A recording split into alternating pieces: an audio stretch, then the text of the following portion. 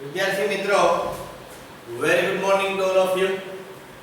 ધોરણ 12 chapter number 2 દ્રાવણ ની અંદર આપણે વાત કરવાના છે. થોડુંક એવું અત્યારે મેં ચેન્જ કર્યું છે. જે દાખલાઓ આપણે ચાલતા બાષ્પશીલ દ્રાવક અને અબાષ્પશીલ દ્રાવ્ય નીમાં બાષ્પ દબાણમાં થતો સાપેક્ષ ઘટાડો જે છે જેના ઉપર આપણે ચર્ચા કરતા એટલે થોડાક એવા હું બીજા ભાગ ઉપર આવ્યો એટલા માટે આવ્યો છું કે તમને બોર્ડ ઉપર દેખાતું હશે કે રકમ કંઈક મોટી છે. એટલે મારે ચાલુ લેક્ચર બરાબર થોડુંક વધારે સમય જોઈએ જે તમારા માટે પણ નુકસાનકારક છે ને અમારા માટે બરાબર. તો એટલા માટે થોડોક ટોપિક છે ને ચેન્જ કર્યો. એટલા માટે ચેન્જ કર્યો છે કે પહેલા આ ભાગ લઈ જેથી કરીને તમારો સમય છે એ ઓછો બગડે. સ્વાધ્યાયની અંદર દાખલો છે 2.37 નંબરનો. રકમ મેં અહીંયા બોર્ડ ઉપર લખેલી છે. આ રકમ આવે છે ભાઈ બરાબર. તો રકમની અંદર શું કીધું છે? જો જેવડી મોટી રકમ છે એટલો નાનો જવાબ છે. બરાબર. ખરેખર આ દાખલો છે જનરલી પૂછાઈ ન શકે એવું કહું છું. ન જ પૂછાય એવું કે ફરજિયાત નથી કહેતો. અને આ દાખલો ગણવા માટે તમારી પાસે આલેખ પત્ર હોવું જરૂરી છે. તો તમને વ્યવસ્થિત રીતે જવાબ મળે, નહીતર તમને વ્યવસ્થિત રીતે જવાબ ન મળે. બરાબર. આ પહેલી વાત. સેકન્ડ વન શું જોવાનું? શું આપેલું છે? તો કે શુદ્ધ એસિટોન અને ક્લોરોફોર્મના બાષ્પ દબાણ તમને આપ્યા છે કે P0 એસિટોન 741.8 mm અને P0 ક્લોરોફોર્મ 632.8 mm Hg છે.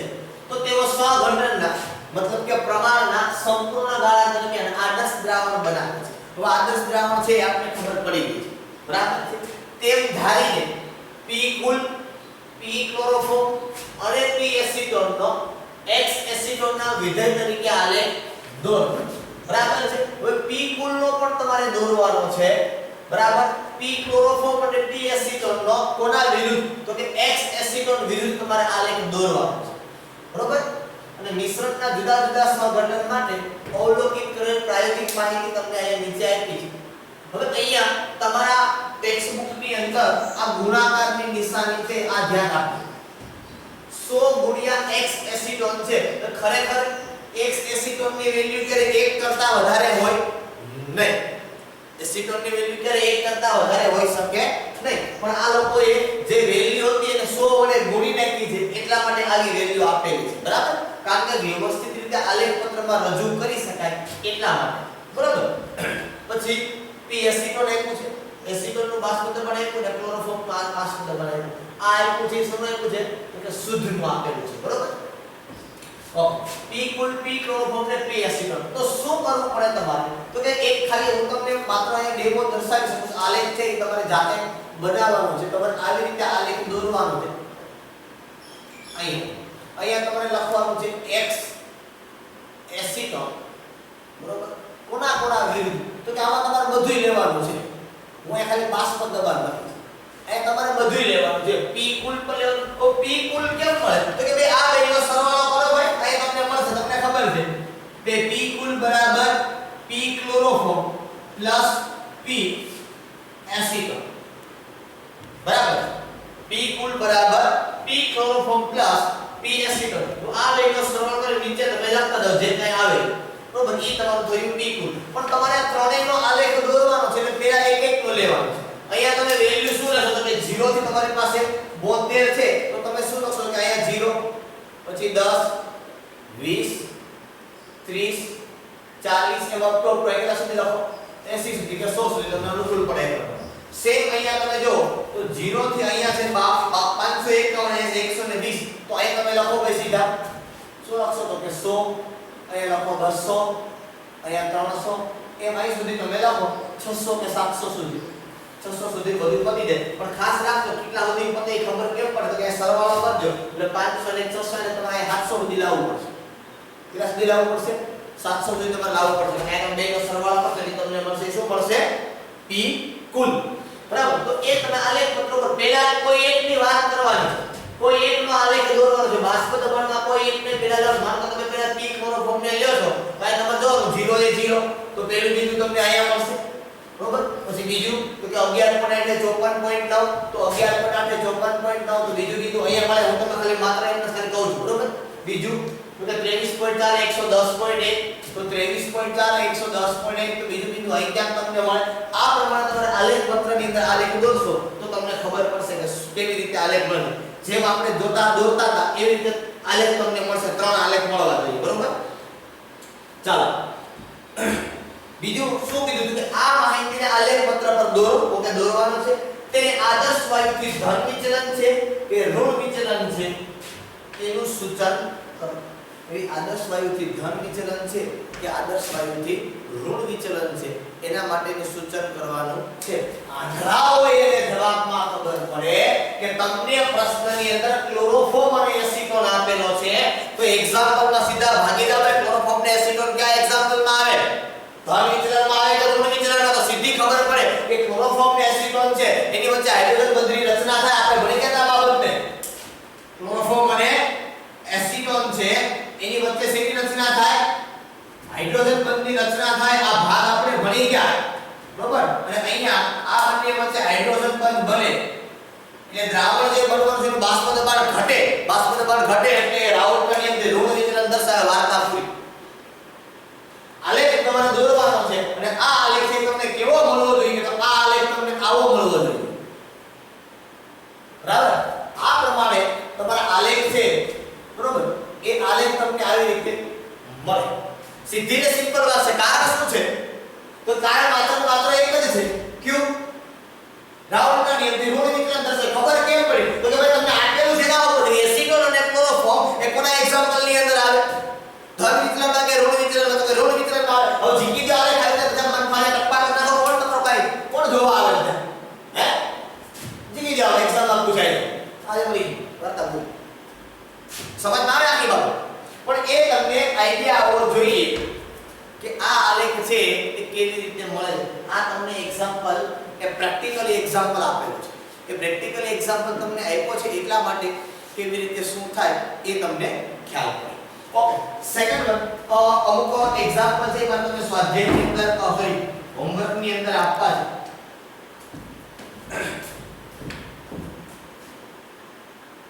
હોમવર્કની અંદર સ્વાધ્યાય 2.23 2.24 2.25 બરોબર.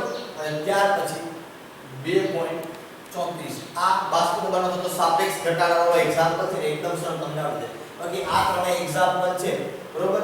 એ આદર્શ અને બિન આદર્શ દ્રાવણના આધારે એ તમને આપવામાં આવેલા છે, બરોબર. કે કેવી રીતે જવાબ છે આના આવશે. આશા રાખું તમને આ જવાબ દરેક આવડી જશે.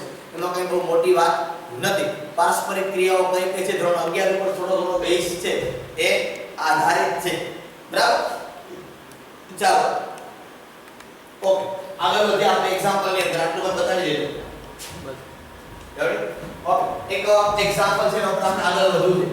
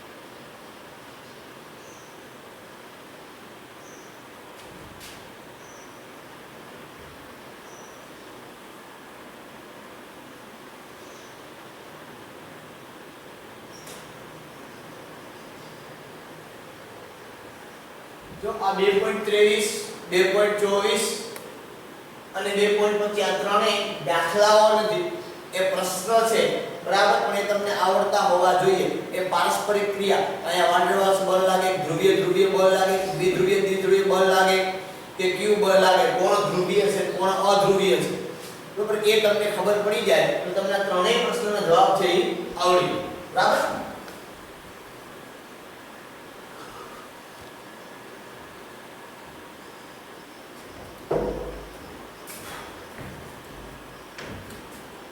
ચાલો સ્વાધ્યાયમાં 2.19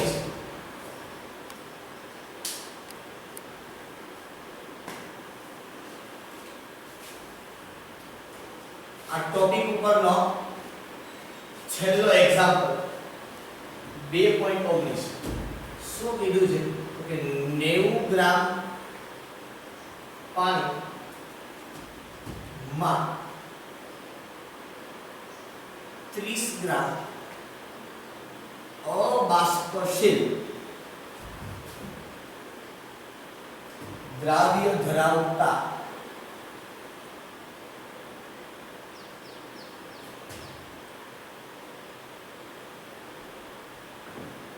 દ્રાવણનું 298 કેલ્વિન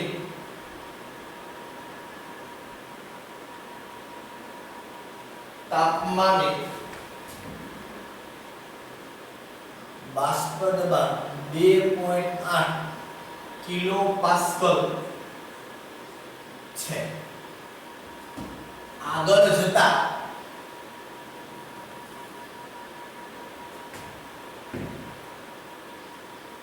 અઢાર ગ્રામ પાણી દ્રાવણમાં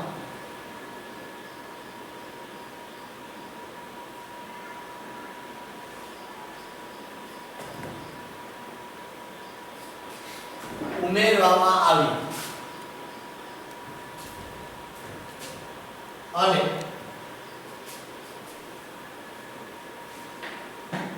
નવું બાષ્પ દબાણ 298 કેલ્વિન તાપમાને 2.9 કિલો પાસ્કલ થયું.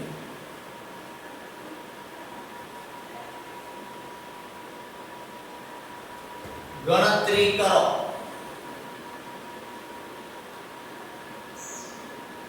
શેની ગણતરી કરવાની છે? નંબર 1 દ્રાવ્યનું મોલર દળ અને બીજું 298 કેલ્વિન તાપમાને પાણીનું બાષ્પ દબાણ.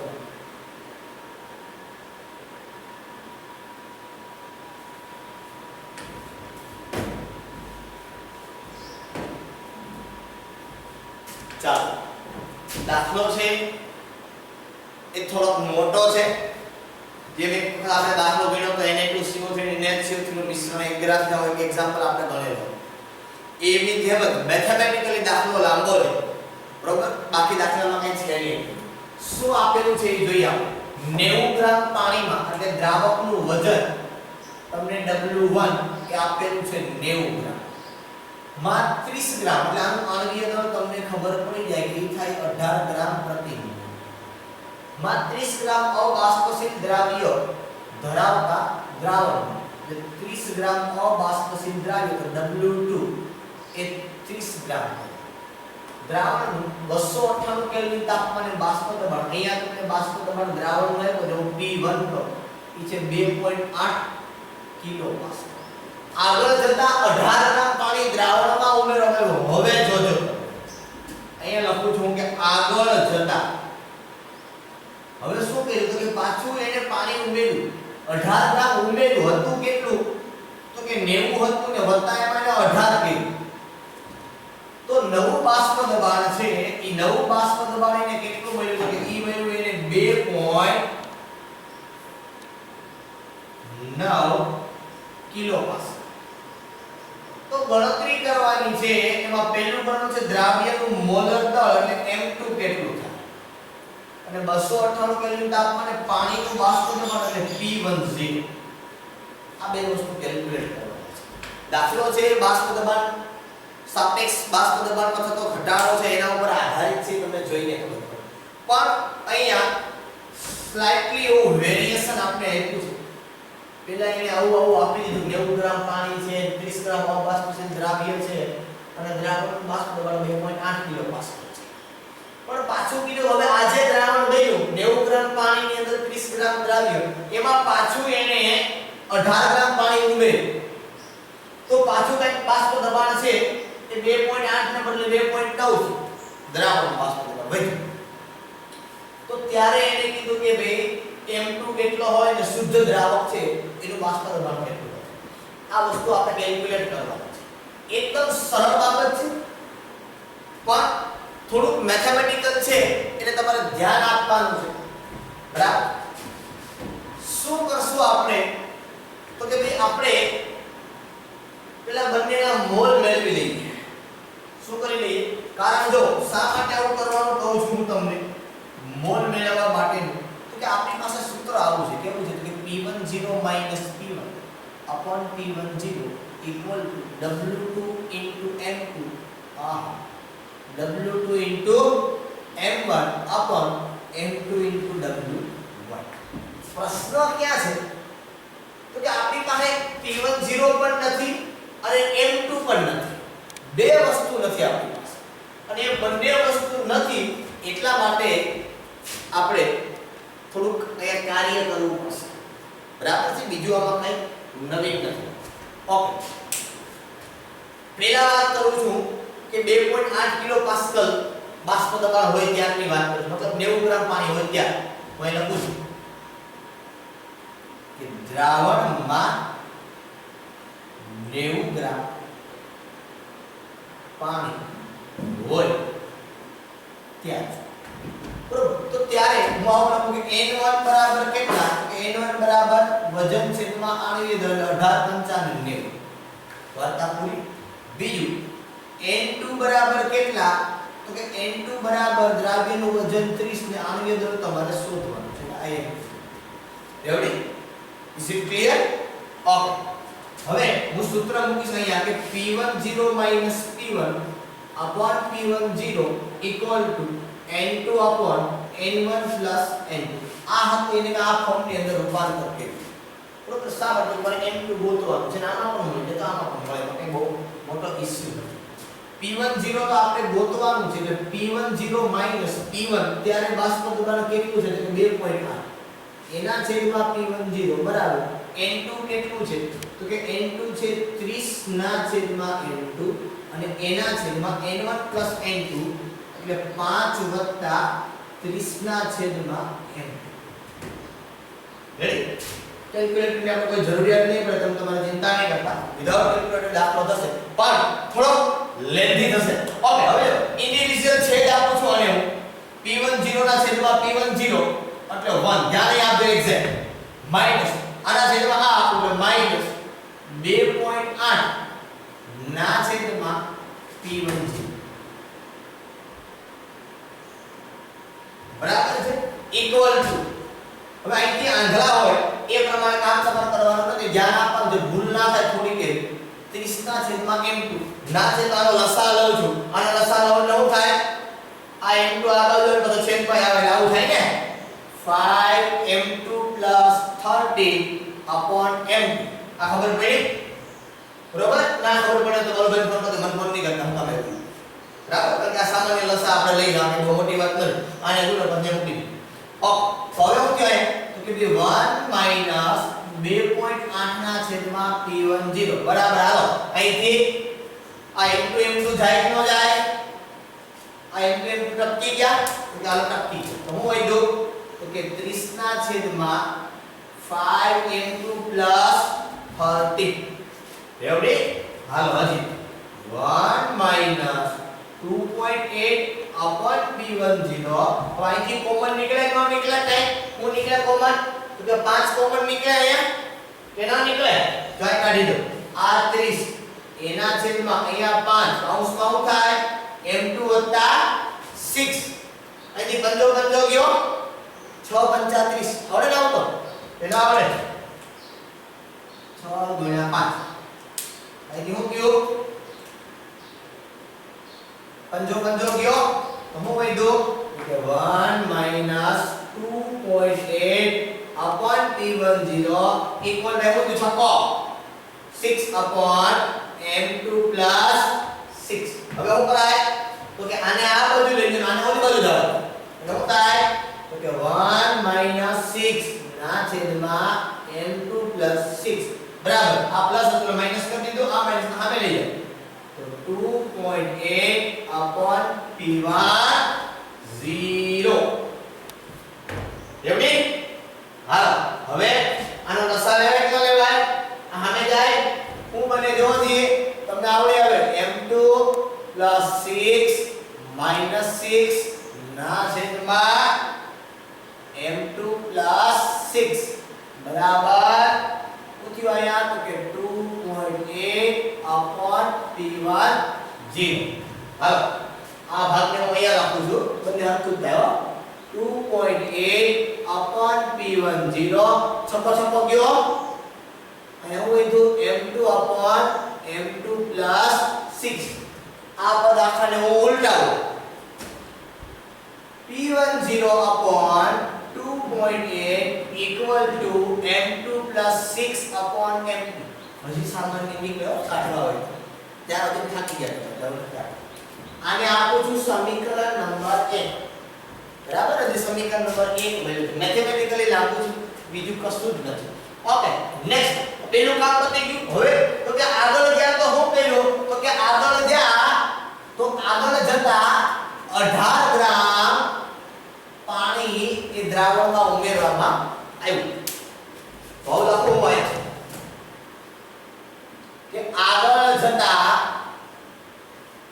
તો W1 કેટલું થાય તો કે 90 + 18 તો 90 + 18 એટલે 108 બરોબર અને અહીંયા P1 કેટલું છે તો 2.9 કિલો પાસ્કલ એવડી હાલો તો હવે અહીંયા હું શું કહું તો કે n1 બરાબર કેટલા તો કે 108 ના છેદમાં 18 તો 6 18 * 108 બરાબર અને n2 તો કે n2 તો હતા એટલા કેટલા છે અસ્પષ્ટ જાય તમે એટલો જ ઉમેરો જેટલો કે તમે ખાલી પાણી ઉમેરો બીજું કઈ કર્યું નથી તો n2 તમારો એટલો છે 30 ના છેદમાં m એવડી ઓકે વેરી ગુડ ચાલો હવે પાછા જઈએ દાખલાની અંદર તો શું કરશું તો કે P10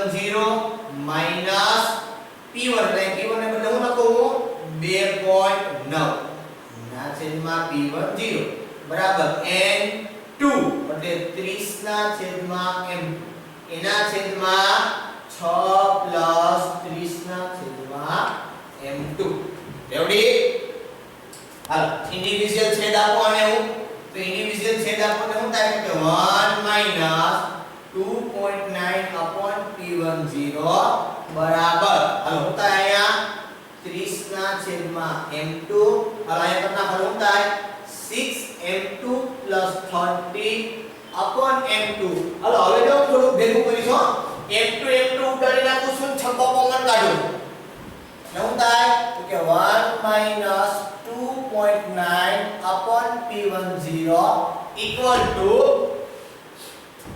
શું થાય અહીંયા તો કે છપ્પો કોમન તો થાય શું વધે 5 upon m2 + 5 એવડી કમ્પ્લીટ ખ્યાલ પડી ગયો હાલો આને આમ લઈ જાઓ આને બાજુ લઈ લો તો શું થાય કે 1 - 5 upon m2 + 5 equal to 2.9 upon P10 તો સીધું લખો હવે હું 2.9 upon P10 શું થાય તો કે m2 upon m2 + 5 આ ખબર પડી ગઈ આ m2 આયા કે m2 + 5 - 5 એટલે 5 ગયો m2 upon m2 + 5 નો ખબર પડે આપણે આ સ્ટેપ જોઈ લઈએ આ સ્ટેપ પ્રમાણે આ સ્ટેપ કરી થોડો કાપી નાખો તો દાખલા બોર્ડ પર તો દાખલો પતી જાય ન નહીં પતે બરાબર ઊંધું કરો આને તો કે P10 upon 2.9 equal to m2 + 5 upon m2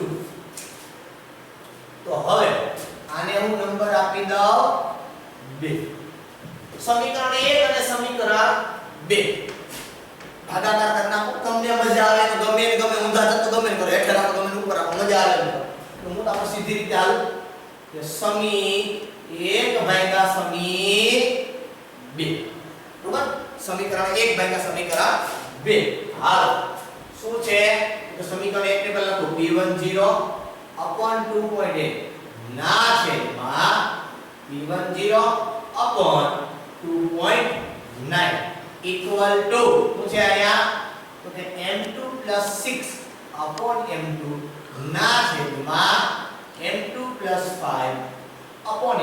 અહીંયા જો તો mp ગયા, અહીંયા p10 ગયા, પણ આ બેમાં ફેર પડ્યો અને ઉલટાઓ એટલે શું થાય તો કે આવું થાય 2.9 upon 2.8 બરાબર. ખબર પડી કે ના પડી? ના ખબર પડતા આખાનું ઊંધું કરીને મૂકી દો. લાગે રેડી? આ તો એમને નથી, ઊંધું કરો એમને નથી. m2 + 6 upon m2 + 5 ready? કરો ચોકડી ગુણાકાર તો શું થાય તો તેથી 2.9 into m2 + 5 equal to 2.8 into m2 + 6. હાલો હવે કેલ્શિયમ લેવું પડશે તમારે. 2.9 એક કામ કરો, આને અહીંથી કાઢી નાખો, ઉપર લઈ લો એટલે આપણે નીચે આવી બીજો જવાબ આપણે મળો પોતોથી મળી. તો અહીં થાય તો કે 2.9 into m2 + 5 equal to 2.8 into m2 + 6 ready? તેથી હાલો હવે 2.9 m2 હાલો 2.9 ગુણ્યા 5 14.5 તો વત્તા 14.5 બરાબર હાલો 2.8 m2 વત્તા 2.8 ગુણ્યા 6 16.8 હાલો 16.8 શું કરાય આ 2.8 ને આ બધું લે 14.5 ને ઓલું બધું લઈ જાવ તો તેથી 2.9 m2 - 2.8 m2 બરાબર 16.8 - 14.5 તો અહીંયા તેથી 0.1 m2 બરાબર આ કરો તો 16 માં 14 જાય એટલે 2 અને 8 માં 5 જાય તો 3 તો 2.3 તો તેથી m2 બરાબર 2.3 ભાગ્યા 0.1 તો તેથી m2 બરાબર 23 ગ્રામ પ્રતિ મોલ. એવડી એક જવાબ મળ્યો. કેટલો? આખો જવાબ મળ્યો. હજી હું ગોતવા જાઓ અહીંયા એક m2 મળ્યો આપને. હજી હું ગોતવાનું છે p10. હવે આમાંથી તમને મજા આવે ઈ સમીકરણમાં સમીકરણ 1 અથવા સમીકરણ 2 તમને મજા આવે ઈ સમીકરણમાં m2 ની કિંમત મૂકી દો એટલે તમને કોણ મળી જાય? p10 મળી જાય. તમે કોઈ સમીકરણમાં મૂકી શકાય. આપણે મૂકીએ શેમાં મૂકી છે ભાઈ? સમીકરણ 1 માં m2 ની કિંમત મૂકતા કોઈ મમ્મી નામ સોરી બરોબર. તો ધ્યાન રાખજો તમને એમ થાય કે હા હું તમને માં મૂકી લીધો તો કિંમત મૂક્યા ના પડે. તમે સમીકરણ 2 માં કિંમત મૂકી લેજો, જવાબ ના આવે તો પાછો બે વખત પછાડો. તમારે ક્યાંય ભૂલ મારે ક્યાંય ભૂલ નથી. બરાબર? ચાલો હાલો p10 upon 2.8 equal to હવે m2 ની કિંમત મૂકો છો 23 + 6 ભાગ્યા 23. હાલો p10 upon 2.8 23 + 6 ભાગ્યા 23 1.26 1.26 બરાબર. હાલો આને સામે બાજુ લઈ જાઓ તો p10 બરાબર 1.26 ગુણ્યા 2.8 તો p10 બરાબર 3.528 ઓકે 3.5 કિલો પાસ્કલ. હું તમને કિલો પાસ્કલ લખ્યું તો મને દ્રાવણનું દબાણ છે એ કિલો પાસ્કલમાં આપેલું છે. બરાબર છે? ઓકે. અને આમ જો બીજી વાત કોઈ કહેતા ને તમને એકલાને કહું છું હું. જવાબ શું આવ્યો આપણે p10 તો p10 આપ્યો 3.5. તો સીધી વાત છે કે દ્રાવણ છે એ દ્રાવણનું બાષ્પ દબાણ હોય એના કરતા શુદ્ધ દ્રાવકનું બાષ્પ દબાણ હંમેશા વધારે. આપણે ઉલટું કહીએ ને કે શુદ્ધ દ્રાવક કરતા તેમાંથી બનતા દ્રાવણનું બાષ્પ દબાણ ઘટે. આપણી પાસે દ્રાવણનું બાષ્પ 2.8 અને 2.9 છે તો દ્રાવકનું બાષ્પ દબાણ એના કરતા વધારે જ આવે અને એટલું જ આવવું જોઈએ. બરોબર? તો જ તમારો જવાબ સાચો ગણાય, નહીંતર તમારો જવાબ ખોટો ગણાય. બરાબર? દાખલો છે કે આમ જોવો તો મોટો છે પણ ખાલી મેથેમેટિકલી મોટો છે, બીજું એમાં કાંઈ સિમ્પલ કેલ્ક્યુલેશન છે. બરાબર? બીજી કાંઈ મોટી વાત એની અંદર છે નહીં. ઓકે, અહીં સુધી આપણે આજના માટે રાખી. ફરી પાછા આપણે આગળના લેક્ચરની અંદર મળશું. ત્યાં સુધી બધાને Tata bye bye see you. અત્યારે માત્ર બાષ્પ દબાણવાળો ટોપિક પૂરો થયો છે. ત્યાર પછી આપણે નવો ટોપિક છે આગળના લેક્ચર ઉપર શરૂ કરશું.